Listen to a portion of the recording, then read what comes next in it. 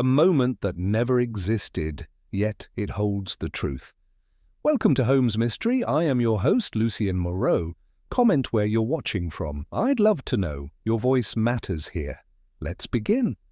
The drive to Bruton Lodge was accomplished with as much speed as the choking fog would permit, though more than once our driver was compelled to rein in his horse and proceed at a crawl, peering ahead as though into a blank wall.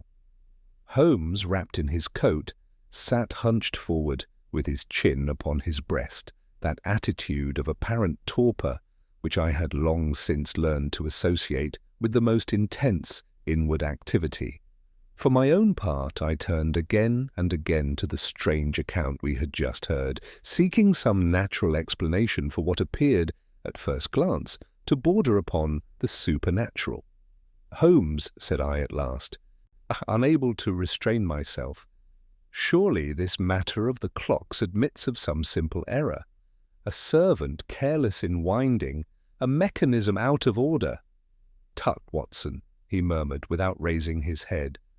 "When a man of means possesses 4 timepieces in one house, and all 4 disagree in a manner advantageous to confusion, we do not speak of error, we speak of design. But to what end could such a deception be directed? To the oldest of ends, the shifting of a moment.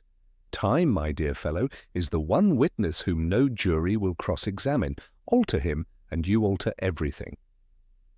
Before I could press him further, the cab drew up before a broad, sombre residence whose stone facade loomed dimly through the vapour. A single lamp burned above the door, its light spreading in a dull halo upon the mist, while our client descended first and admitted us with his own latch-key. The interior was well appointed in that restrained fashion which speaks of old money rather than new ostentation. A butler, pale and grave, received us in the hall. "This is Mr. Holmes, Foster," said Armitage. "You will answer any question he may put to you." "Yes, sir." Holmes cast a swift glance about him, his keen eyes missing nothing. He paused beneath the hall lamp, raised his hand, and with a delicate motion turned the glass chimney a fraction. "Recently cleaned," he remarked. "Yes, sir," said the butler. "This morning." "After the police visit?" "Yes, sir." Holmes nodded, but his gaze had already shifted to the long case clock against the wall. "This is the one which struck 9?" "It is, sir." Holmes drew out his watch and compared it briefly. She then bent to examine the base of the clock. I saw him touch very lightly a smear upon the polished wood. "Dust disturbed here," he said quietly. "And not by your hand, Foster." The man looked startled. "No, sir." "Who then?" I cannot say, sir." Holmes made no comment, but moved on without another word, as though the matter were already catalogued and set aside. "Take us to the study," said he. We passed down a corridor and into a spacious room lined with books and lit by a shaded lamp upon the central table. It was a comfortable apartment, though at that moment it bore the unmistakable air of disturbance which attends recent tragedy. A dark stain upon the carpet marked the spot where the body had lain. The furniture had been shifted slightly. Tucked upon the writing table, I observed several objects which had clearly been handled and replaced with less than their former precision. Holmes entered slowly, his eyes half closed, as though he absorbed the entire scene in a single glance. "You have altered nothing?" he asked. "Nothing, Mr. Holmes," said Armitage. "I forbade it." "Excellent. Watson, oblige me by standing precisely where the body was found." I did so, placing my feet upon the edge of the darkened stain. "Now, Mr. Armitage, where were you when you entered?" "Just within the door here." "And the lamp?" "It stood as you see it now." Holmes moved to the mantel. The clock there, a handsome brass piece beneath a glass dome, stood indeed at 10 minutes to 9. He removed the dome, bent close, and examined the hands and mechanism with minute attention. "Stopped. I not merely set back," he murmured. "There is resistance here. Yes. Something has been forced." He replaced the dome and crossed to the writing table. The ivory-handled paper knife lay where it had been set down, its blade cleaned but faintly discoloured. "The weapon, I presume?" "Yes." Holmes did not touch it, but instead leaned over the blotter, where several sheets of paper lay scattered. He selected one, held it to the light, and then replaced it. "No struggle?" "None that we could see." "And your cousin's watch?" Armitage indicated a small tray upon which lay the shattered timepiece. Holmes took it up, turning it delicately between his fingers. "Broken by impact, but not before it ceased," said he. "Observe, Watson. The minute hand rests firmly. It has not been displaced by the fall. It stopped where it stood." "At 8:50, I said. "Precisely." He set the watch down and, to my surprise, walked directly to the window. The heavy curtains were drawn back, revealing panes beaded with moisture from the fog outside. "Fastened from within, you said?" "Yes." Holmes examined the latch, then the sill, then the faint trace of damp upon the wood. "Open this evening." "Impossible," cried Armitage. "It has not been touched." Holmes smiled faintly. "My dear sir, wood remembers. There is a line here where the condensation has been broken. A hand has rested upon this sill since the fog began to settle, which, judging by the density, was some hours before your dinner." The man stared. "But then, someone must have been here." "Or left," said Holmes softly. At that moment there came a discreet knock, and the butler reappeared. "Inspector Gregson has returned?" "Sir." "Show him in," said Armitage. Gregson entered with that air of brisk self-assurance which I had often observed in him. He nodded to Holmes with a mixture of cordiality and guarded rivalry. "Ah, Mr. Holmes, I thought we might find you here. Taking a look at our little puzzle?" Holmes inclined his head. "A charming one, Inspector. You have, I believe, already formed a theory."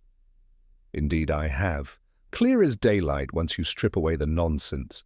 The gentleman was killed before 9. He set back the clock. Why, we shall see. Perhaps to mislead. Perhaps in some fit of nerves.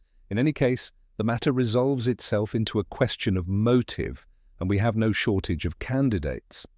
Holmes glanced toward the window. "And the opened latch?" Gregson waved a hand. "Trifle. Servant meddling, no doubt. They always do." Holmes said nothing, but I saw that faint tightening of his lips which I knew so well. "And the secretary?" Holmes asked. "In the house. Shall I have him brought?" "If you please." Within moments a young man entered, slight, pale, and with an expression of composed anxiety. He bowed slightly. "Mr. Felton, sir?" Holmes regarded him keenly. "You were present in the house at the time of Mr. Kettering's death?" "I was, sir." "And you heard nothing? Nothing unusual?" Holmes stepped closer. "Curious," said he. "For a man was killed not 20 yards from you in a room where the clock ceased to mark time itself, and yet the house remained silent." Felton's lips tightened. "I can only repeat what I have said." Holmes studied him for a long moment, then turned away abruptly. "Very good. That will do." As the young man withdrew, Holmes moved once more to the centre of the room, his gaze passing from clock to window, from carpet to table, and finally to the hall beyond. "Watson," said he quietly, "we are in the presence of a carefully constructed falsehood. The difficulty lies not in the crime, but in the moment assigned to it." "You believe, then, that the 10 minutes—" "Never existed," said Holmes. "And yet, my dear fellow, someone has taken great pains to persuade us that they did." He turned suddenly to Armitage. I must ask you one question, and I beg you to answer it without reserve. During those 10 minutes, when you left your cousin alone, did you at any time look at a clock? Armitage hesitated. Yes, the hall clock, as I have said. It struck 9. Holmes's eyes gleamed. Did you see it strike? The man faltered. No, I heard it. Holmes gave a low, a satisfied murmur. Just so, said he. Then we have our first certainty. And what is that? I asked. Holmes turned to me, and there was in his expression that quiet intensity which always heralded the unravelling of some deeper thread. That at least one of our witnesses, said he, has been speaking the truth without ever having seen it. Inspector Gregson gave a short, impatient laugh. I confess, Mr. Holmes, that your distinctions are too fine for me. Truth, seen or heard, is truth all the same. Holmes turned toward him with that faint air of courtesy which never quite concealed his intellectual superiority. On the contrary, Inspector, it is frequently the difference between fact and illusion. A sound may be imitated, a sight seldom. Mr. Armitage heard 9 strike, but we have yet to determine whether 9, in any meaningful sense, existed within this room. Gregson shrugged. You'll forgive me if I keep to simpler ground. The man is dead, the weapon is here, and the suspects are at hand. I leave the philosophy to you. Pray do, said Holmes with a slight bow. It is often where the solution resides. He crossed once more to the mantel and stood regarding the stopped clock in silence. Then with sudden decision he removed his watch again and compared it carefully with the hall clock outside, whose steady ticking reached us faintly through the open door. Mr. Armitage, said he, when your cousin compared his watch with this clock at 5 minutes to 9, you are certain they agreed? Perfectly certain. And you yourself observed this? I did. Holmes nodded thoughtfully. Then either both timepieces were correct at that instant, or both were equally in error. Oh, there is no third possibility. But surely, I began. Holmes raised a finger. Consider, Watson, if a single clock is wrong, it deceives only those who consult it. If 2 agree in error, they establish a false standard. Now we have 4 instruments: the study clock, the dead man's watch, the hall clock, and the dining room clock. Of these, 2 are demonstrably false. The question is, which 2? Gregson snorted. A pretty puzzle, but what does it prove? That time in this house has been tampered with, said Holmes quietly. And where time is tampered with, alibis are manufactured. At this, both Armitage and the inspector exchanged glances.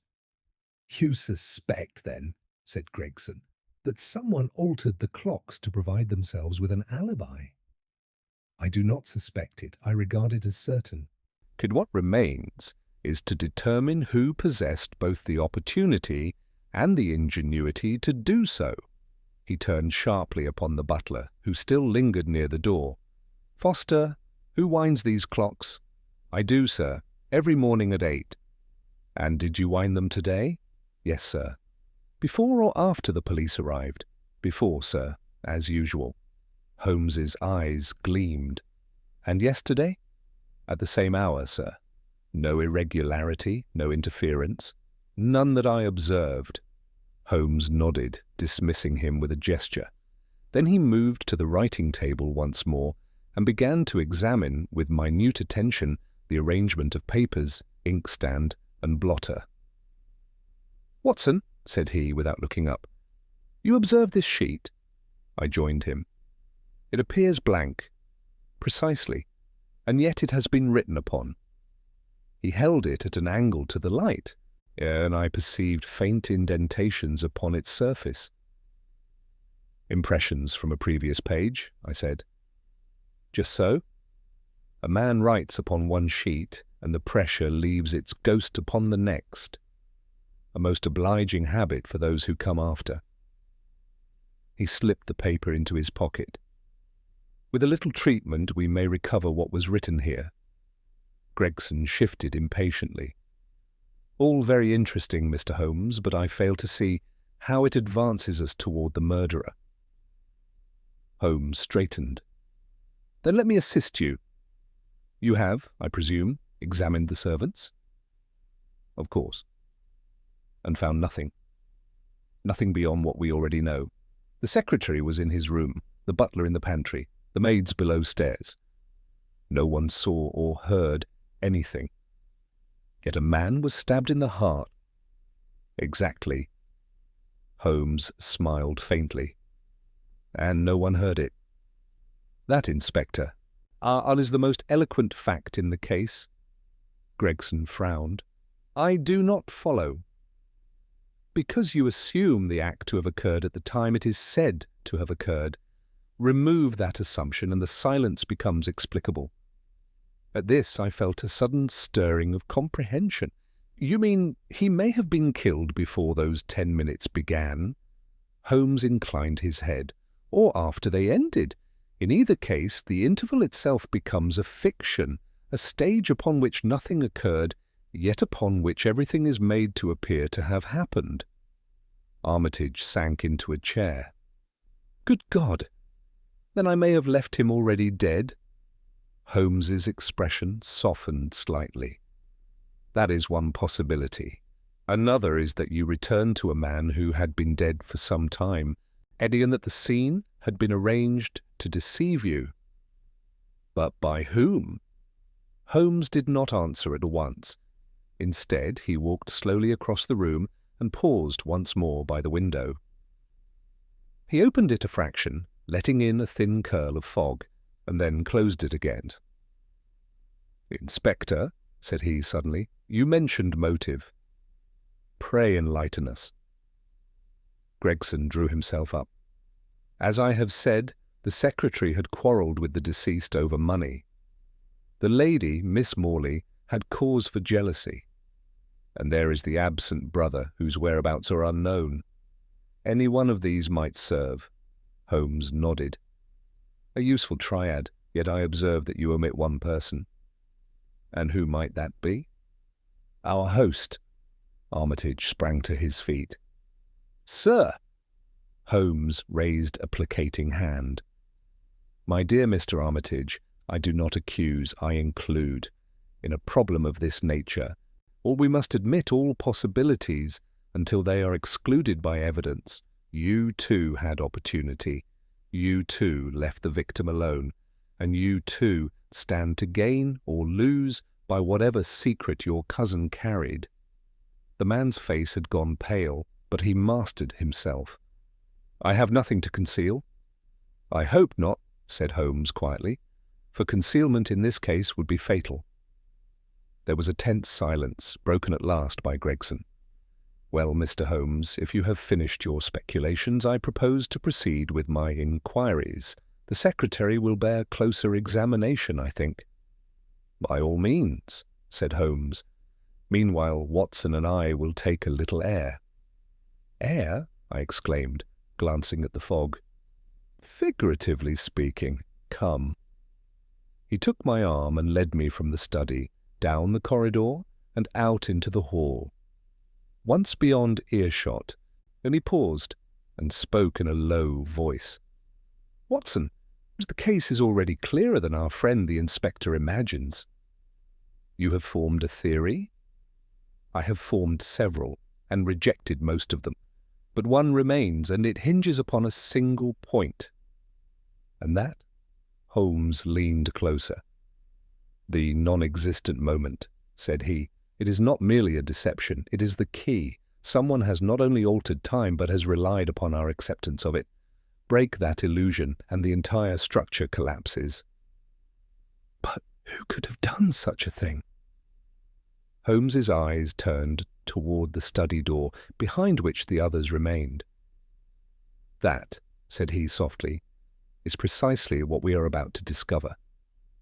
Holmes did not at once return to the study. Instead, he moved slowly along the corridor, his long fingers brushing lightly against the panelled wall. almost though even the wood might yield some fragment of truth beneath his touch. I followed in silence, for I had learned that interruption at such moments was worse than useless. "Watson," said he at last, "you recall the butler's statement regarding the clocks? That he winds them each morning at 8. Precisely. A regular habit, one upon which the household depends. Now consider, if a man wished to alter the apparent time of death, he must either interfere with the clocks before the crime or manipulate them afterward. Which do you consider the more feasible? Afterward, surely, beforehand would risk detection." Holmes inclined his head. "A reasonable conclusion, yet it contains a flaw. If altered afterward, the clocks must be adjusted in such a way that their discrepancies agree with one another, and that requires both time and access, two commodities not easily obtained in a house full of servants, and shortly thereafter the police." "Then you believe the alteration occurred before the crime?" "I do, and more than that, I believe the victim himself participated in it." I stopped short. "Kettering? But to what purpose?" Holmes turned, his eyes bright. "To create a moment which could be claimed or denied. He insisted upon being left alone for 10 minutes, did he not? That interval was not merely requested, it was constructed." "But if he constructed it, why should he fall victim to it?" "That," said Holmes quietly, "is the tragedy." We had by this time reached a smaller side room, which Armitage identified as the morning room where he had waited during the fatal interval. Holmes entered at once and cast a rapid glance about. It was a pleasant chamber, furnished with light chairs and a writing desk, and opening by a second door into the hall. "You remained here the entire 10 minutes?" he asked. "I did." "Seated?" "For the most part. I rose once or twice, I think." Holmes moved to the fireplace and examined the ashes. "You smoked?" "Yes, a cigarette." Holmes nodded, then crossed to the desk. Upon it lay a small clock of the travelling variety. "Ah," said he softly. "What is it?" I asked. "This, Watson, is the 5th witness." He held it up. The hands stood at 5 minutes past 9. Armitage started. "I had not noticed. That clock is seldom used." "Yet it was wound," said Holmes, testing it gently. "And it runs. Curious that among 4 unreliable timepieces, this one alone should preserve its integrity." Gregson, who had followed us, gave a short laugh. "A coincidence, no doubt." Holmes's gaze flicked toward him. "There are no coincidences in a well-constructed crime, Inspector, only arrangements." He replaced the clock carefully and turned back to Armitage. "When you heard the hall clock strike 9, where were you standing?" "Near the door, I think." "Facing the clock?" "No, I did not look at it. I only heard it." "Just so," murmured Holmes. He moved then to the door connecting the morning room with the corridor and opened it slightly. The hall clock was visible at an angle from that position, though partially obscured by a pillar. "One might hear it clearly from here," said he, "yet not see the dial unless one stepped forward." "That is true," said Armitage. Holmes closed the door again and stood for a moment in thought. "Inspector," said he, have you examined the mechanism of the hall clock?" "No, it appeared in good order." "Appearances, as we have observed, are treacherous. I should be obliged if we might do so now." Gregson hesitated, then shrugged. "As you please." We returned to the hall, where Holmes at once set about opening the case of the long clock with the familiarity of a man long accustomed to delicate instruments. He bent low, peering within, and then gave a soft exclamation of satisfaction. "Indeed," said he. "Well?" demanded Gregson. Holmes straightened. "The clock has been tampered with, not in its timekeeping, but in its striking mechanism. It may be made to sound the hour without the hands corresponding." Gregson stared. You mean it could strike 9 at any time? Within certain limits, yes. A simple adjustment, though one requiring some knowledge of such devices. I felt a sudden thrill. Then the 9 o'clock chime proves nothing, said Holmes. It is merely a sound, as I have said, a sound produced to confirm an illusion. Armitage sank heavily against the wall. Then I was deceived. Most artfully, said Holmes. You were meant to believe that 10 minutes had elapsed, when in truth the interval may have been shorter or longer. But to what end? Cried Gregson. What is gained by such trickery? Holmes's expression grew grave. Time, Inspector, time to act unseen and to assign that action to a moment which never occurred. He turned abruptly. We must return to the study. Back we went, the tension now heightened by this new revelation. Holmes crossed directly to the writing table and took up the sheet he had earlier pocketed. With your permission, Mr. Armitage, I shall borrow your lamp. He held the paper above the flame, not close enough to scorch it, but sufficient to bring out the faint indentations. Slowly, as we watched, lines of writing began to emerge. "Read it," said I eagerly. Holmes's eyes moved rapidly over the page. "It is a note," said he, "addressed, to you, Mr. Armitage." "To me?" "Yes. Written by your cousin shortly before his death." He read aloud. "If I am correct, then at precisely 9 o'clock the truth will be revealed. Trust no clock but your own observation. There are those who would profit by the loss of 10 minutes, those 10 minutes which do not exist." Holmes lowered the paper. An admirable warning, though I fear our one not heeded. Armitage's face had gone ashen.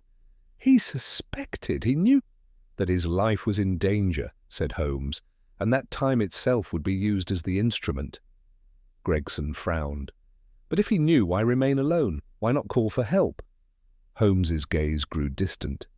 Because he believed himself the master of the deception, he thought to control the moment, to expose his adversary at the appointed time. And instead, he was anticipated. A heavy silence fell upon us. Then Holmes spoke again, very quietly. "There is one question which now becomes paramount. Who in this house possesses both the knowledge to manipulate such mechanisms and the opportunity to act within that fabricated interval?"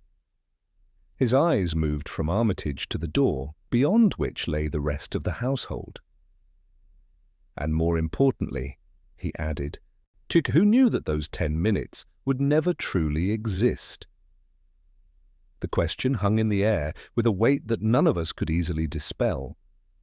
Even Inspector Gregson, whose methods inclined toward the direct and tangible, seemed momentarily checked by the subtlety of Holmes's reasoning. "Well," said he at last, clearing his throat, "we have the secretary, the servants, and the gentleman himself. I see no one else who might fit your description." Holmes shook his head faintly. "You see only those who are present, Inspector. I, on the other hand, consider also those who are absent." At this, Armitage started. "My brother, Lionel?" Holmes did not immediately answer. Instead, he moved once more about the study, though now with a more deliberate purpose. His earlier survey had been that of a man gathering impressions. This was the movement of one who sought confirmation. "Mr. Armitage," said he, pausing at the writing table, "your cousin was in possession of certain papers of sufficient importance to excite both his hopes and his fears. Where are they now?" Armitage hesitated, then crossed to a small drawer in the desk and opened it. "They were here," said he. "I have not touched them since last night." Holmes glanced within. "And they are not here now?" "No." Gregson stepped forward. "Missing, are they? That simplifies matters. Theft and murder, very tidy." Holmes smiled thinly. "Too tidy, Inspector. When a crime arranges itself so conveniently, it is generally because someone has taken pains to arrange it so." He closed the drawer and turned back to us. Let us review what we know. And the victim anticipates danger and constructs an artificial interval, 10 minutes, which he believes will serve his purpose. During that interval, he is left alone. A false chime marks the passage of time to our client, who returns to find him dead. The clocks within the room are altered to support the illusion, and the papers, presumably the motive, have vanished. He paused, then added quietly, "And yet despite all this, no one hears the act, no one sees the perpetrator, and no clear moment of the crime exists." Gregson folded his arms. "Which brings us back to the same point. Someone in the house did it." "Or someone who was not meant to be in the house," said Holmes. At that instant there came a faint sound from the corridor, a footstep, light yet hurried. Holmes's head snapped toward the door. "Who is that?" he called sharply. The butler appeared, visibly flustered. "Beg pardon, sir, but Miss Morley has arrived. She insists upon seeing Mr. Armitage at once." Armitage looked startled. "At this hour?" "She was most insistent, sir." Holmes's eyes gleamed. "Pray show her in." A moment later the lady entered, and I could not but be struck by her composure under circumstances which might well have unnerved a less resolute spirit. She was tall and slender, with dark hair and a pale, finely cut face. Her eyes, however, betrayed agitation beneath their outward calm. "Mr. Armitage," said she, "I came as soon as I heard. Is it true?" "I fear it is," he replied gravely.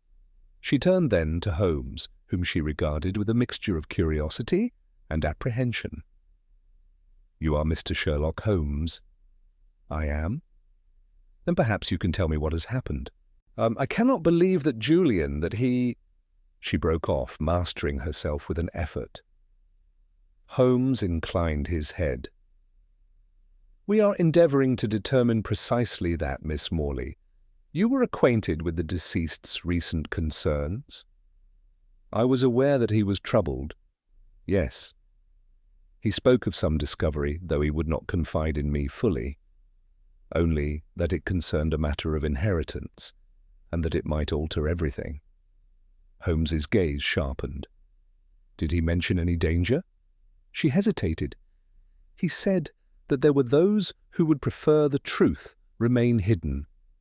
"Did he name them?" "No."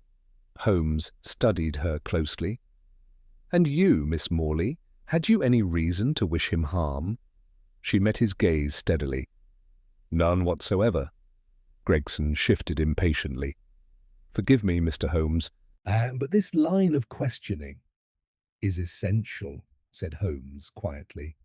"For it is not only who could commit the crime, but who understood it." He turned again to Miss Morley. "One more question. Did Mr. Kettering ever speak to you of time, of clocks, or of the importance of a particular hour?" She frowned slightly. "Now that you mention it, yes. He was quite particular yesterday. He insisted upon synchronizing his watch with mine when we met in the afternoon." Holmes's eyes lit. "And what time did he then set it to?" 5 minutes fast of the hour, if I recall correctly. He said it was essential that he should not be late for anything that evening." Holmes gave a soft, almost inaudible laugh. "Indeed!" Gregson threw up his hands. "Fast! Slow! What does it matter? The man is dead." Holmes turned upon him with sudden intensity. It matters everything, Inspector, for if a man sets his watch fast and another sets a clock slow, the space between them becomes elastic. Within that elasticity, events may be shifted, concealed, or entirely fabricated." He moved swiftly to the mantel clock once more. This clock, we know, was interfered with. The hall clock, likewise. The victim's watch was deliberately set fast. All these point to a single conclusion. That time, within this house, was not merely altered, it was orchestrated. "And by whom?" demanded Gregson. Holmes's expression grew thoughtful. By someone who required not merely opportunity, but precision. Someone who understood both the mechanics of clocks and the psychology of expectation. Someone who knew that a man would trust what he heard more readily than what he saw. He paused. You then added, and someone who had access to every room in this house. At this, my eyes turned instinctively toward the door. The butler? I suggested. Holmes shook his head. No, Watson, Foster is too straightforward. His habits are fixed, his duties regular. He lacks the imagination required for such a deception. Then the secretary? Holmes did not answer at once. Instead, he walked slowly to the window and looked out into the dense fog beyond. The secretary, said he at last, is a man of accounts, a man of figures and order. Such men are capable of subtlety, but not, I think, of this particular kind. Then who remains? Asked Armitage, his voice strained. Holmes turned back, and there was a new gravity in his face. Only one person, said he quietly. A person whose absence is itself a presence. A person who has not yet been seen, but whose influence is felt in every altered clock, every missing paper, and every false moment. You mean, began Armitage. Holmes inclined his head. Your brother, Mr. Armitage, the man who vanished 6 months ago, and who may, at this very moment, be nearer than any of us suspect. A perceptible chill passed through the room at Holmes's words. Even Gregson, who had shown little patience for speculation, now appeared attentive. My brother? Repeated Armitage in a low voice. But that is impossible. Lionel has not been seen in London for months.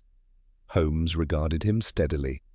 Absence, my dear sir, is one of the easiest conditions to simulate. A man who wishes to move unseen has only to ensure that all believe him elsewhere. Miss Morley drew a breath.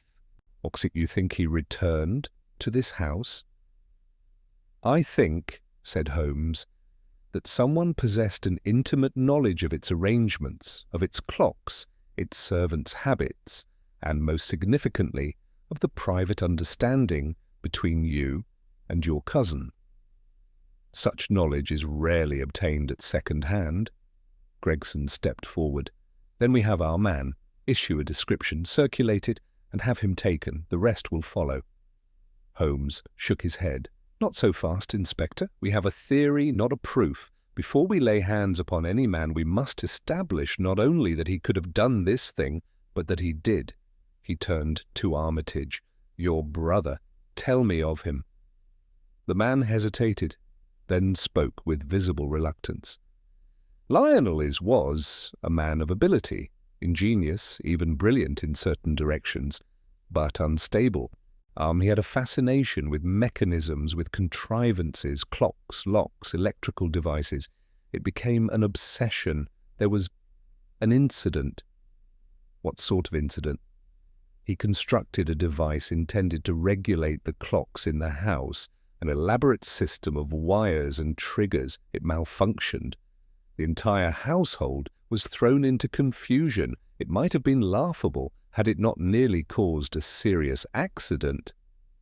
Holmes's eyes gleamed. And after that? I forbade him to continue such experiments. We quarrelled. He left the house that very night. And your cousin? They were never on good terms. Julian considered him erratic, dangerous even. Holmes nodded slowly. A man of mechanical ingenuity, estranged from his family, with a grievance against the victim. It is a plausible outline. Yet something is wanting. What is that? I asked. Presence, said Holmes. We must place him here, within this house, at the critical time.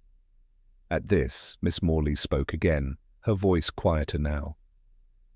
There is something I had not thought it important. Holmes turned to her at once. No detail is unimportant, madam. Pray continue. Yesterday afternoon, when I met Mr. Kettering, he seemed distracted. He kept looking past me as though expecting someone. At one point he asked whether I had noticed a man following us. And had you? No, but he was quite certain of it. He described the man as tall, with a dark coat and hat pulled low. Holmes exchanged a glance with me. Did he say anything more? Only that if the man approached him, and he would have his answer sooner than expected. I did not understand what he meant. Holmes was silent for a moment. Nor, I think, did he, said he at last. He was playing a dangerous game with incomplete knowledge. Gregson gave a short grunt. All very interesting, but we still lack anything concrete. No one saw this supposed brother. No one admits him to the house. Holmes smiled faintly. And yet, Inspector, the window was opened. Gregson frowned. You place much weight upon that. I place weight upon anything which contradicts the expected. A locked door may be opened, a silent room may conceal noise, but a window opened in a fog leaves a trace, and that trace is seldom accidental. He moved once more to the window and examined the sill again, more closely this time. Then, with a sudden motion, and he knelt and peered at the carpet beneath. Ah, said he softly. What is it? I asked. Holmes pointed.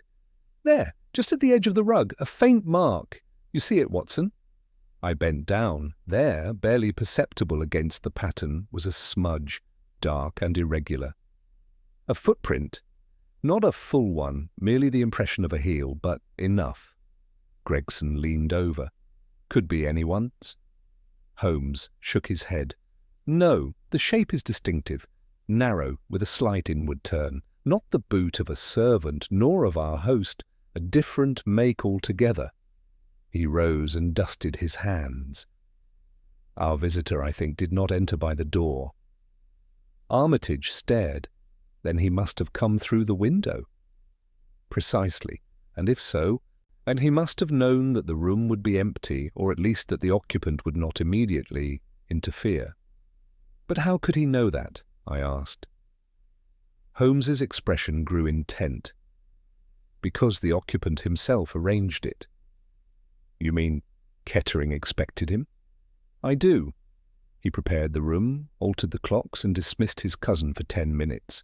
He was awaiting someone, and that someone came. A silence followed, heavy with implication. And then, said Gregson. Holmes's voice dropped slightly. Then something occurred which he had not foreseen. Miss Morley clasped her hands. You mean he was betrayed? Holmes inclined his head. Or outmatched. He believed himself in control of the moment. But the moment, as we have seen, did not exist. It was a construction, and like all such constructions, it could be turned against its creator. He paced slowly across the room. The visitor enters by the window. There is an exchange, perhaps words, perhaps something more. The paper knife is taken, whether by design or impulse. The blow is struck. The victim falls. The watch is broken, but already set to mislead. The clock is stopped. The papers are taken.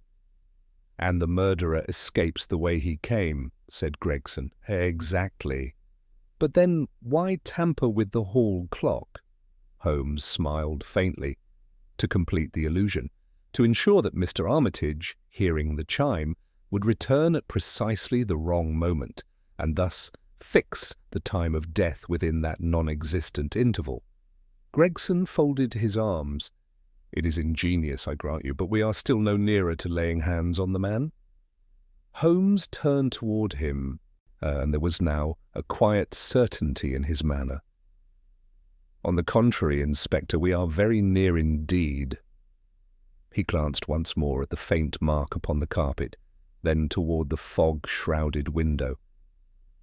For a man who leaves by such a path, he continued, must leave more than one trace. And if we follow those traces carefully, methodically, we shall find not only where he went, his eyes narrowed slightly, but where he intends to go next. Holmes did not immediately pursue the trail beyond the window as I had expected. Instead, he remained for some moments in thoughtful silence, his gaze fixed upon the faint impression upon the carpet, as though committing its every contour to memory.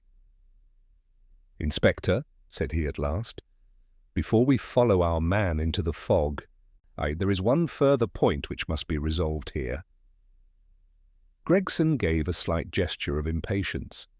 "And that is?"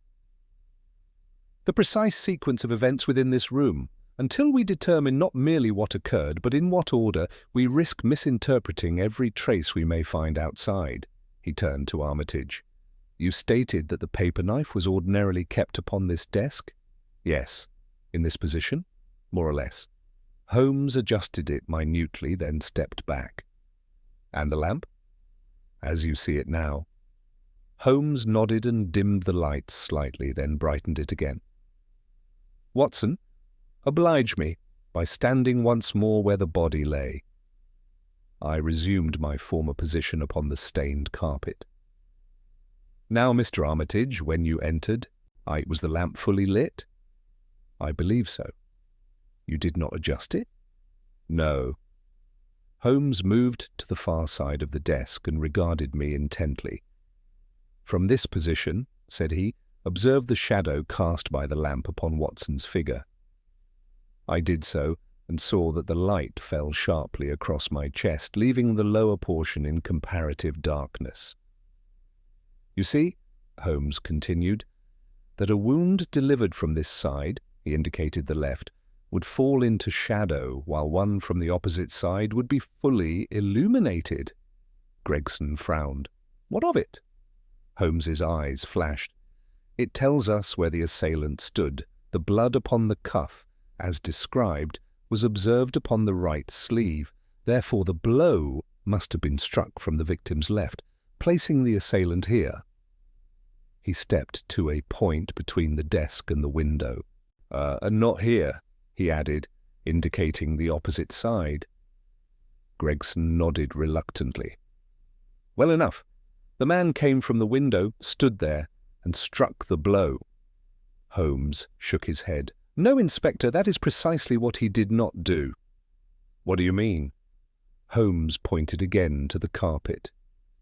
"The footprint lies near the window, but the position of the blow places the assailant nearer the desk. There is a discrepancy." I felt a sudden stir of excitement. "Then there were two positions, two moments." "Or one moment misrepresented as two," said Holmes quietly. He moved swiftly now, his earlier languor entirely gone. "Consider, Watson. The footprint marks the point of entry or exit, but the blow was delivered elsewhere. Therefore the assailant must have crossed the room.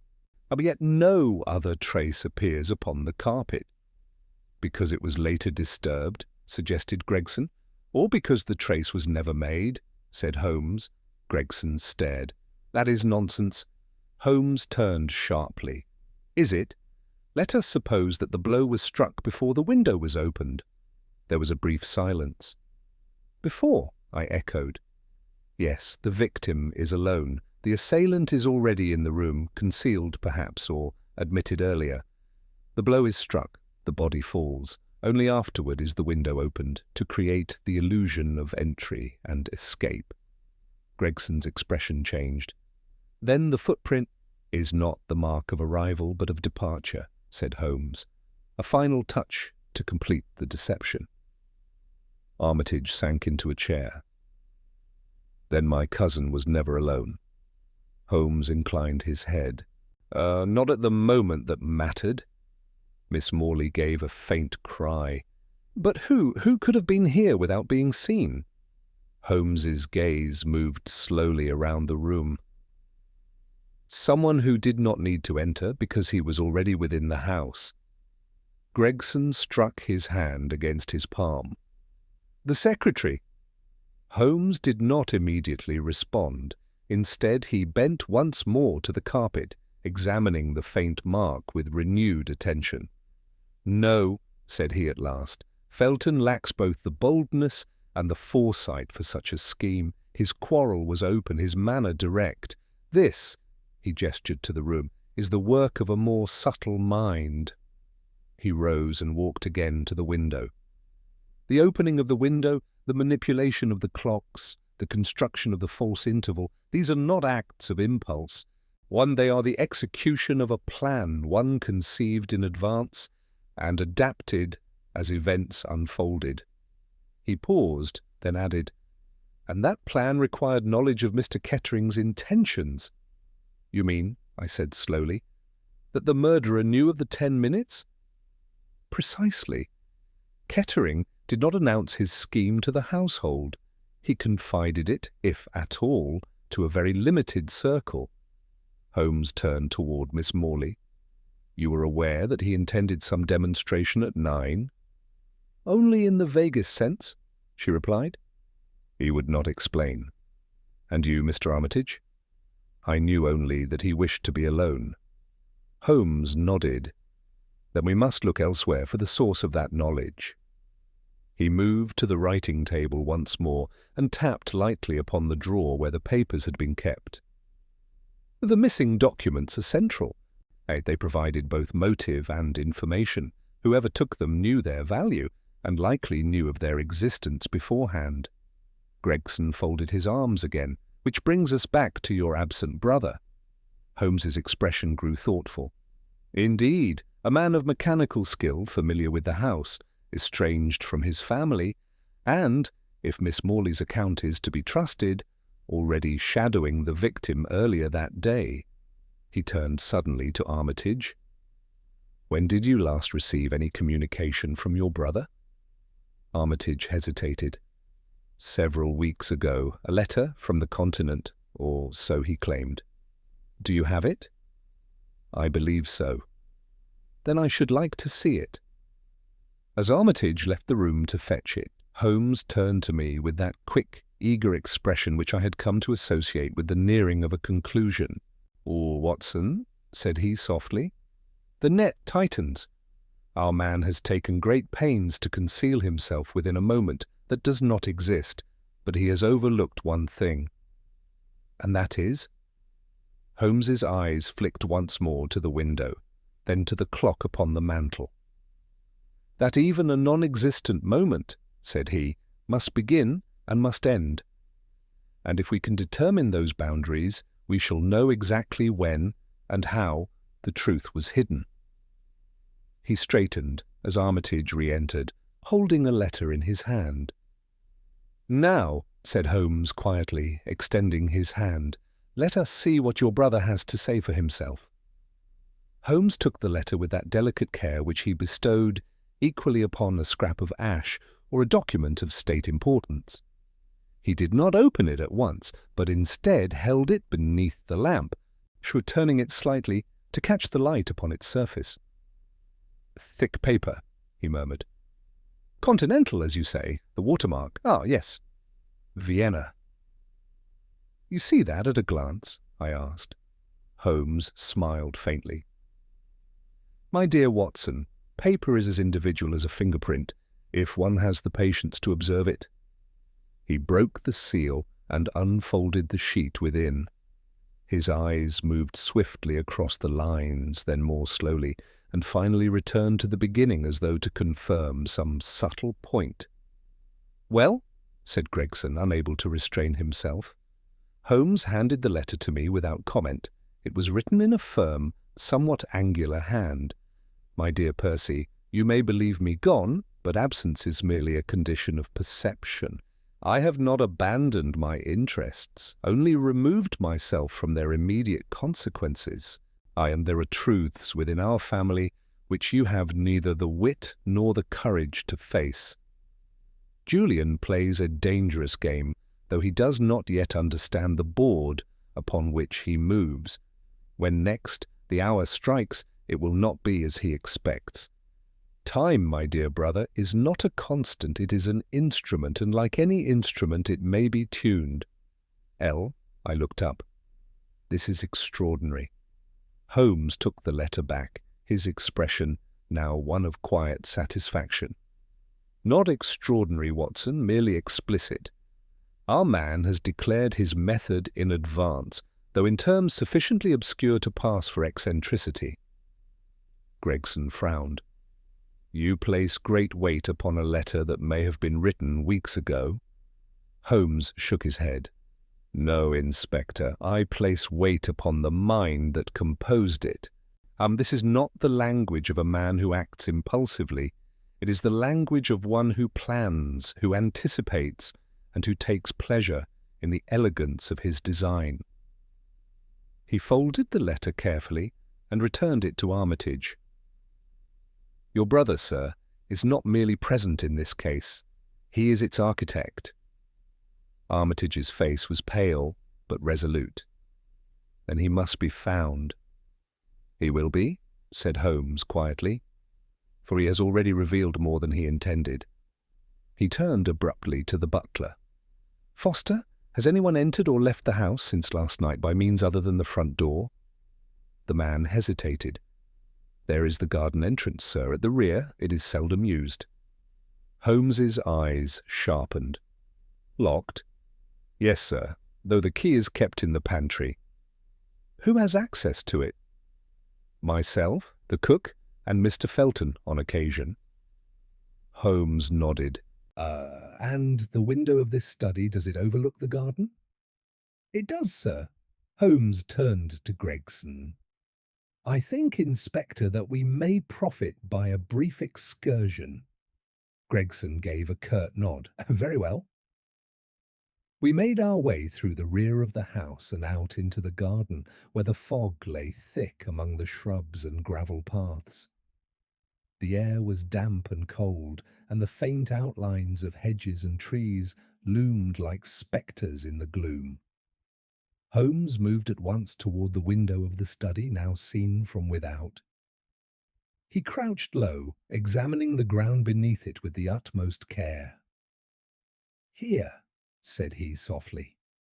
I joined him and saw, impressed faintly upon the damp earth, a series of marks, partial, blurred, yet unmistakably the traces of a man's passage. The same heel, I said. The same, Holmes agreed. And note the direction, away from the house. Aye, not toward it. Gregson bent down. So he left by the window, as you said. Yes, but observe further. Holmes traced the line of marks with his finger. They do not lead directly to the gate. Instead, there, they veer toward the side path. We followed, the faint impressions guiding us through the mist until they reached a narrow path bordered by low hedges. And here, said Holmes, they cease. Lost in the gravel, said Gregson. Or deliberately ended, replied Holmes. He straightened and looked about him. A man who wishes to disappear does not rely upon chance. He chooses his ground. This path leads where? To the side entrance, sir, said the butler, and beyond that to the street. Holmes nodded. Then our visitor did not flee blindly, and he followed a route known to him, one which allowed him to leave without attracting attention. Gregson folded his arms. All very well, but we are still chasing shadows. Holmes's expression grew thoughtful. Not shadows, Inspector, patterns. And patterns once recognized lead to their source. He turned back toward the house, his gaze lingering for a moment upon the darkened windows. There is one further point which troubles me. And that is? I asked. The timing, said Holmes. We have established that the 10-minute interval was an illusion, that the chime of 9 was false, and that the clocks were manipulated, but we have not yet determined when the murder truly occurred. Before the interval, you suggested? Perhaps, but consider, if Kettering expected his visitor at 9, and if that expectation was based upon his own altered watch, then the actual meeting may have taken place earlier, or later, than he believed. I felt the force of this at once. Then the entire sequence may be shifted. Exactly, said Holmes. And with it, every alibi, every assumption, every apparent certainty. Gregson shook his head. You make it sound as though time itself were on trial. Holmes smiled faintly. In a sense it is. He began to walk slowly back toward the house, his hands clasped behind his back. Our task now is to reconstruct the true sequence, to determine not what was seen or heard, but what must have occurred, and for that we require one final element. What is that? I asked. Holmes paused at the threshold and turned to me, his eyes bright with that keen, almost predatory intelligence which I had so often admired. "The missing papers, Watson," said he, "for within them lies not only the motive, but the precise reason why 10 minutes were worth stealing from the fabric of time itself." Holmes did not immediately re-enter the study. Instead, he paused just within the doorway, his gaze moving once more over the room, as though he were now seeing it in an entirely altered light. The earlier confusion, the apparent contradictions of time and movement, had given way, at least in his mind, to something more ordered, more precise. "Mr. Armitage," said he at last, "you will oblige me by recounting with exactness your movements from the moment your cousin requested to be left alone until you discovered him." Armitage nodded, steadying himself. "Date, I left the study at 5 minutes to 9, by the study clock at least. I went directly to the morning room. I recall lighting a cigarette. I paced a little, then stood near the door. Shortly thereafter I heard the hall clock strike 9. I returned at once." "You did not pause? Did not encounter anyone?" "No one." "Did you hear any other sound? A movement, a voice, anything at all?" Armitage shook his head. "Nothing." Holmes nodded slowly. "And the servants? Were any of them within call?" "The butler was in the pantry at the rear. The others below stairs." Holmes turned to Gregson. "You have verified this?" "Yes. Their accounts agree." Holmes's fingers tapped lightly against his sleeve. "Agreement," said he softly, "is sometimes the most suspicious of circumstances." Gregson frowned. "You suggest collusion?" "I suggest only that uniformity invites examination." He crossed once more to the writing table and opened the drawer where the papers had been kept. It remained empty. "These documents," he continued, "must have been the object of the entire contrivance. They were known to the victim and, if my reasoning holds, to his assailant. They were removed immediately after the act. Therefore they are either already beyond our reach." He paused. "Or still within it?" Gregson gave a short laugh. "You cannot have it both ways." Holmes smiled faintly. "On the contrary, Inspector, it is often the case that what appears to have been removed has merely been relocated." He turned abruptly to Miss Morley. "Madam, did Mr. Kettering ever entrust any papers to you?" She started. No, never." "You are certain?" "Quite." Holmes studied her for a moment, then inclined his head. "I believe you." He moved again, this time to the bookcases lining the wall. His fingers ran lightly over the spines, pausing here and there, as though guided by some internal calculation. "Watson," said he suddenly, "what is the one place in a room where a man may conceal an object in full view, yet render it effectively invisible?" I considered. "A safe? A hidden compartment?" Holmes shook his head. "No, something simpler. Something which attracts no attention precisely because it is so ordinary." He reached out and removed a volume at random, a thick legal text, and turned it over in his hands. "Observe," said he, "a book, one among many. Who would think to examine each page, each binding?" Gregson shrugged. "If the papers are here, we shall find them soon enough." Holmes replaced the book and selected another, then another, each time glancing briefly within before returning it to its place. "There is a pattern here," he murmured. "What sort of pattern?" I asked. "The arrangement. These volumes are not in strict alphabetical order, nor by subject. Yet there is a grouping. Yes. He moved more quickly now, selecting a particular shelf and examining it with greater care. Then, with a sudden exclamation, he drew out a thin volume bound in dark leather. "This," said he quietly. He opened it, and a folded sheaf of papers slipped from within. Armitage gave a cry. "The documents!" Gregson stepped forward eagerly. "Well done, Mr. Holmes. That settles it. The thief must have hidden them here before escaping." Holmes did not immediately respond. He unfolded the papers and scanned them rapidly, his expression growing increasingly intent. "These," said he at last, "are indeed the missing documents, and they explain much, though not in the way you suppose, Inspector." "How so?" Holmes handed one of the sheets to me. It appeared to be a legal instrument, a draft of some form of inheritance agreement, accompanied by annotations in Kettering's hand. "He had discovered something," I said. "A claim, some alteration to the family estate?" "Precisely," said Holmes. "A matter of considerable value, and, more importantly, one which would alter the position of several parties." He turned to Armitage. "Your cousin stood to gain?" "Yes." "And others to lose?" Armitage hesitated. "My brother, perhaps." "And possibly others." Holmes nodded. "And the motive is clear. But observe this. Watson." He pointed to a line near the bottom of the page. "To be confirmed at 9 o'clock, you see?" "Yes."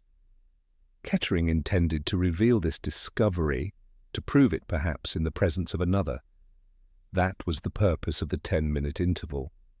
"To prepare the demonstration?" "Or to stage it," said Holmes. He believed that at 9 o'clock, according to his own reckoning, the truth would become undeniable. Gregson frowned. "But the papers were hidden here. Why not take them?" Holmes smiled faintly. "Because, Inspector, the murderer did not need to take them." There was a moment's silence. "What do you mean?" I asked. Holmes folded the documents carefully. "I mean that the removal of the papers was part of the deception, no more real than the 10 minutes themselves. They were hidden, not stolen, to suggest a motive which would distract from the true sequence of events." Gregson stared. "Then the killer left them behind deliberately?" "Exactly." "But why?" Holmes's eyes gleamed. "To control the narrative. To ensure that we looked outward, toward theft, toward escape, rather than inward, toward the moment itself."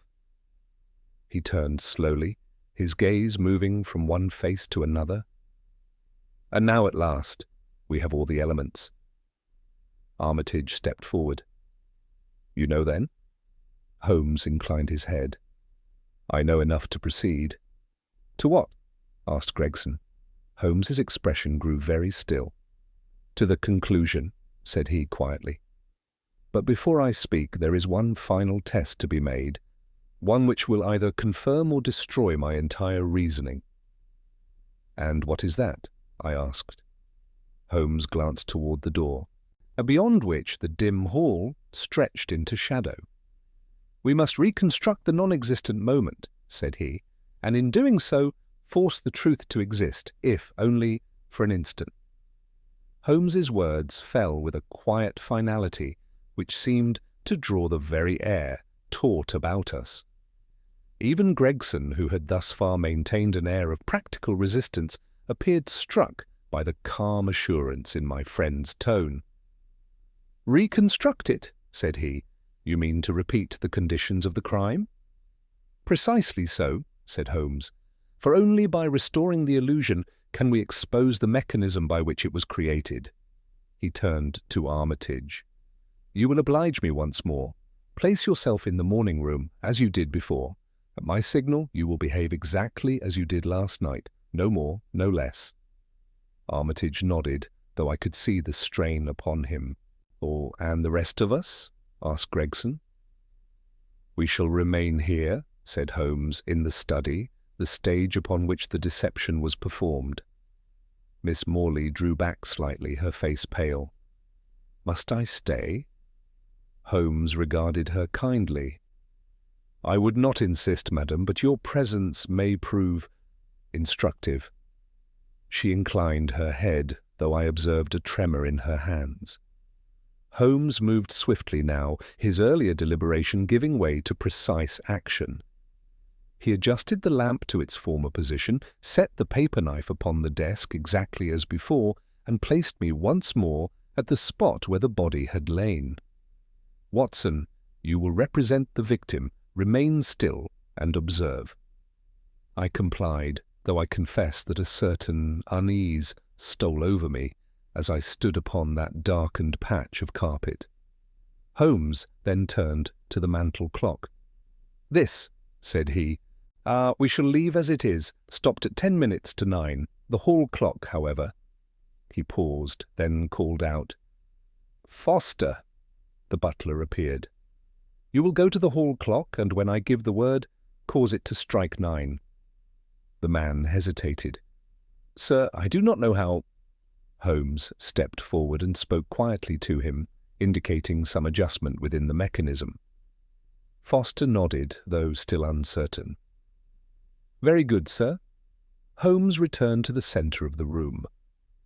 "Now, Inspector, you will remain here with me. Miss Morley, if you please, stand near the door. Mr. Armitage, take your position in the morning room." We heard his retreating steps, then silence. Holmes waited a moment, then raised his hand. "Now." From the hall there came the clear, measured chime of the clock. 1, 2, 3, until 9 strokes had sounded, each echoing faintly through the house. Holmes's eyes flicked toward the door. "Observe," he said softly. Footsteps approached, Armitage returning just as he had described. He entered the study, his face drawn, his eyes fixed upon the spot where I stood. "It is exactly as before," he murmured. Holmes nodded. "And yet," said he, "nothing has occurred." There was a brief silence. "Precisely," Holmes continued. "We have recreated the illusion, the sound of 9, the return of the witness, but the essential act is absent. Therefore the act did not belong to this moment." Gregson shifted. "Then when did it occur?" Holmes's gaze turned toward the window. "Before the chime," said he quietly. "Before the illusion was completed." He moved swiftly now. "Watson, step aside."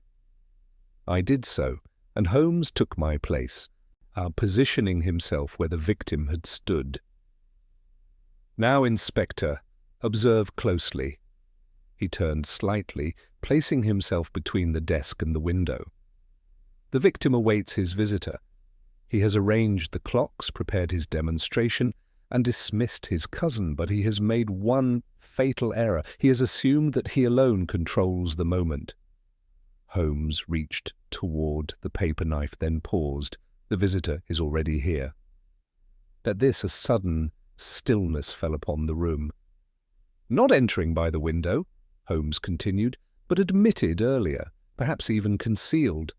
The victim, believing himself secure, turns his attention elsewhere, perhaps to these very papers."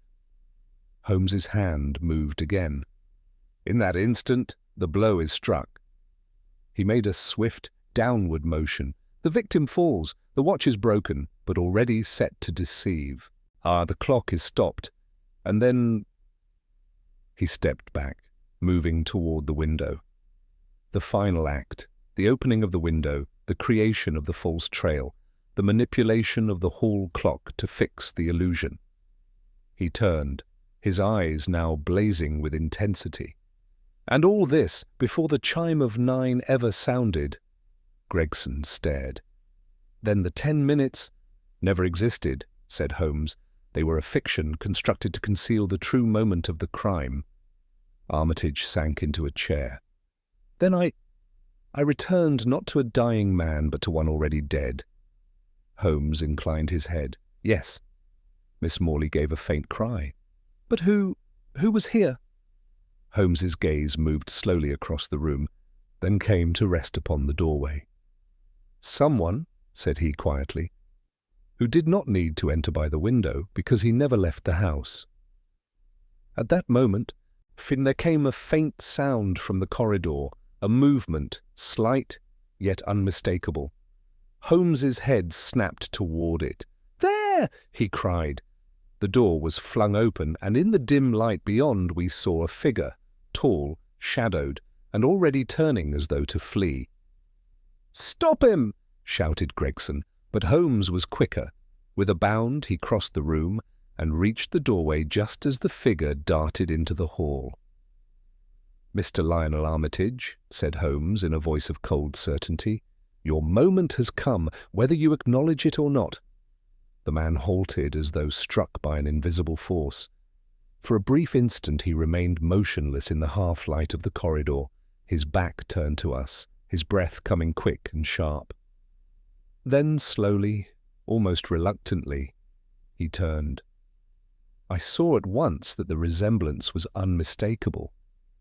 Though thinner, and with a certain strained intensity in his features, he bore the clear stamp of the Armitage line.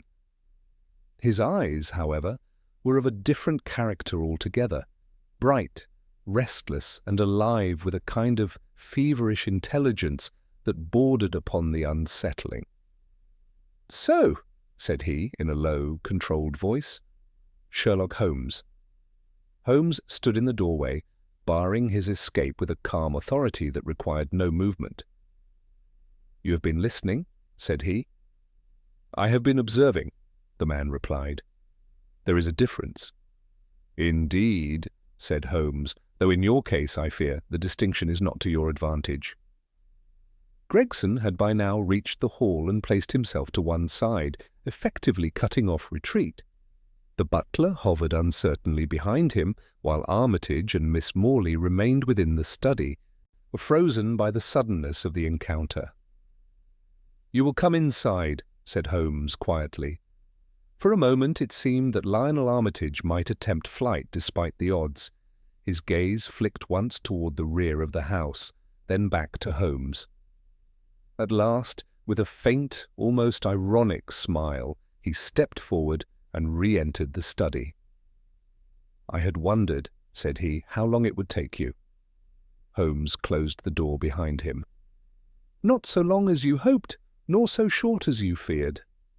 Lionel gave a slight inclination of the head. "A fair answer." Gregson stepped forward.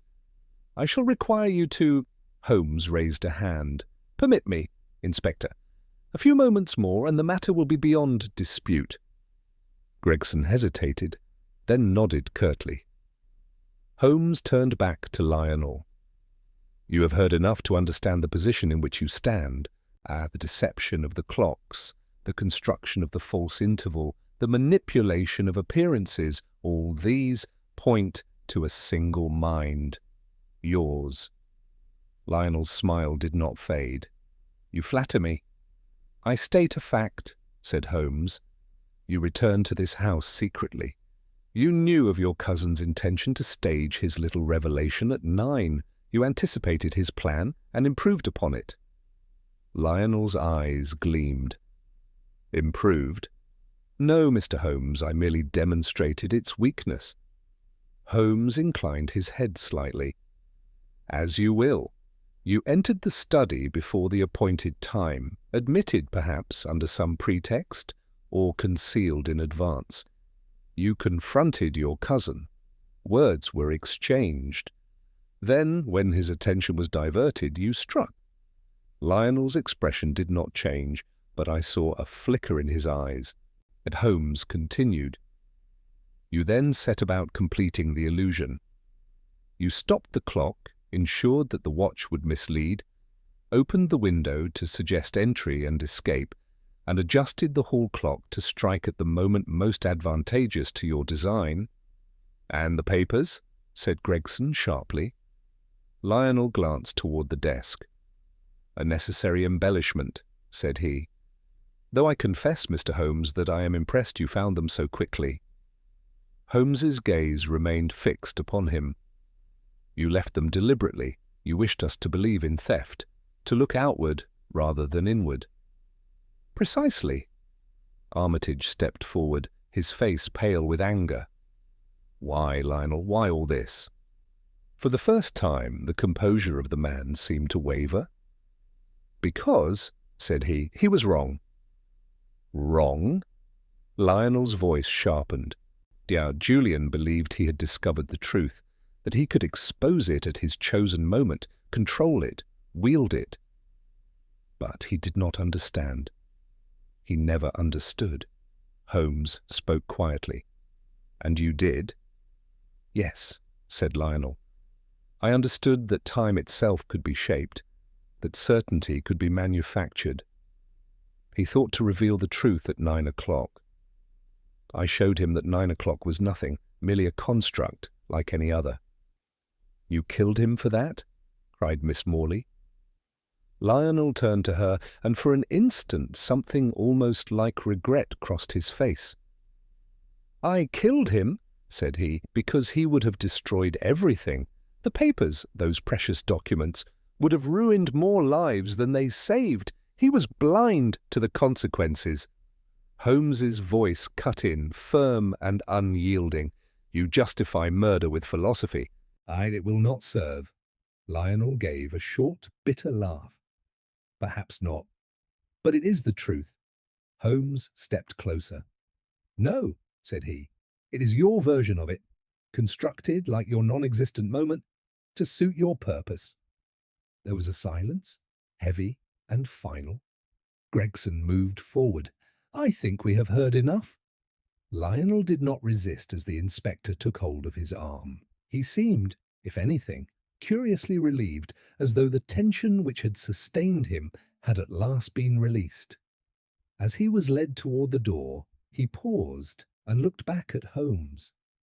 "You have undone my work," said he quietly. Holmes met his gaze. "No," said he. "You undid it yourself by believing that you could control what you did not fully understand." Lionel gave a faint smile. "Perhaps." Then he was gone. For some moments none of us spoke, and the weight of what had passed seemed to linger in the very air. At last Armitage sank into a chair. "It is over," said he. Holmes shook his head slightly. "It is concluded," said he. "But whether it is over, that is another matter." Miss Morley turned to him. "You mean—" Holmes's gaze moved briefly to the clocks, the silent one upon the mantel, the distant ticking of the hall beyond. "I mean," said he quietly, "that the most dangerous illusions are those which men choose to believe. Your cousin believed he could reveal the truth at a precise moment. Your brother believed he could erase that moment entirely. Both were mistaken." He turned to me, and there was a familiar lightness returning to his manner. "Come, Watson, our work here is done." As we stepped out once more into the fog-laden street, I could not help but glance back at the darkened windows of Bruton Lodge. The case, with all its intricacies, had been resolved, the culprit apprehended, the mystery laid bare. And yet, as the cab bore us away, I found myself reflecting upon that strange and unsettling idea which had lain at the heart of it all, that somewhere between the ticking of clocks and the striking of hours there may exist moments which are never truly lived, yet in which everything may be decided. The events which followed, though less dramatic in their outward form, were not without their own significance, and it is only by setting them down that the full measure of the case may be appreciated. Inspector Gregson, once in possession of Lionel Armitage, lost no time in securing both the man and the necessary corroboration of Holmes's deductions. So the mechanical alterations to the hall clock were demonstrated. The study clock, upon closer inspection, revealed marks consistent with deliberate interference, and, most telling of all, certain fibres and traces upon Lionel's clothing corresponded precisely with the window sill and the carpet within the study. What had seemed at first a crime wrapped in impossibility resolved itself, under the clear light of method, into a sequence both precise and undeniable. The missing papers, those documents which had served as both bait and misdirection, proved to be of considerable importance. They revealed a flaw in a long-standing arrangement concerning the Armitage estate, one which, had it been exposed publicly, would indeed have led to consequences far-reaching and ruinous to several parties. In this, Lionel had spoken truth, though it was a truth bent to justify an act which no reasoning could excuse. Holmes, when pressed by Gregson to commit his conclusions formally, did so with characteristic brevity. "The crime," said he, "then was not one of passion, but of design. The victim sought to control a moment, the murderer sought to abolish it. Between those two intentions lay the opportunity and the fatal error." Gregson, though reluctant at first, was obliged to admit that the case, once so perplexing, had yielded entirely to Holmes's analysis. Indeed, I observed in him a certain grudging admiration, though he expressed it in his own fashion. "A queer business, Mr. Holmes," said he. "But you were right. The time of it was the key." Holmes merely inclined his head. "Time, Inspector, is always the key, provided one knows how to read it. As for Percy Armitage, the ordeal left its mark upon him in ways not immediately visible. The loss of his cousin, the revelation of his brother's guilt, and the shadow cast by the recovered documents combined to weigh heavily upon his spirit. Yet there was, I think, also a certain grim relief in the resolution, an end, however painful, to uncertainties which had long troubled him. Miss Morley bore herself with a quiet dignity which commanded my respect.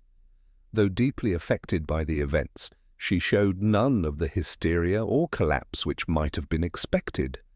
Holmes, I noticed, treated her with a gentleness rare in him, as though recognizing in her a strength of character akin, in its own way, to his own.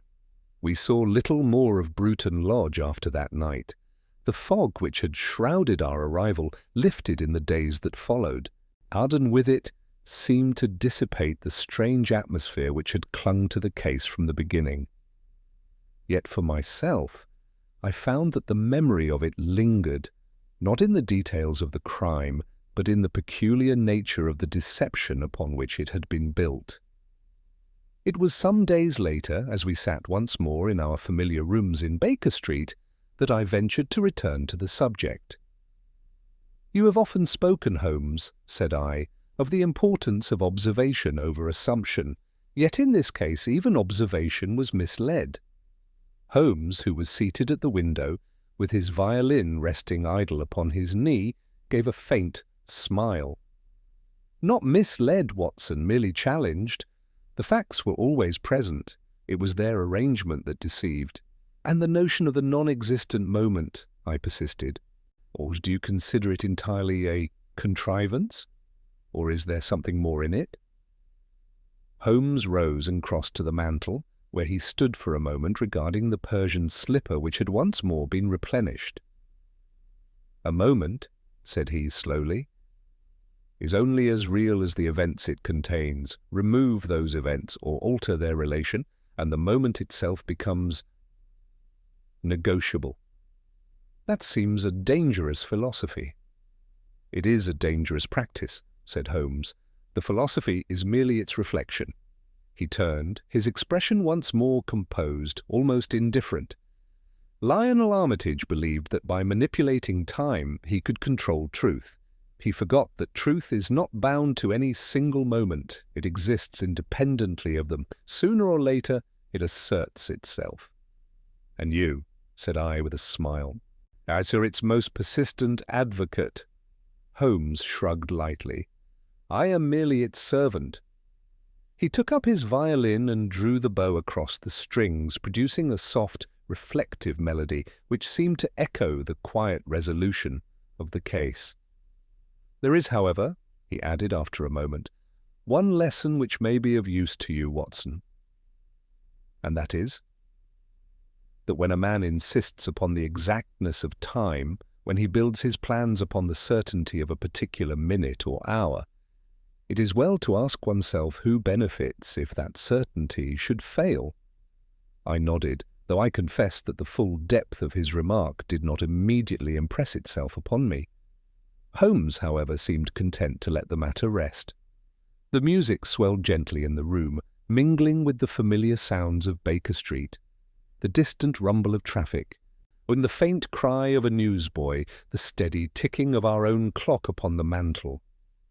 And as I sat there, listening, I found my thoughts returning once more to that singular case, to the man who had sought to reveal the truth, and the man who had sought to conceal it within a moment that never was. In the end, both had failed, for truth, like time, may be obscured, distorted, or delayed, but it cannot, in any lasting sense, be made to disappear.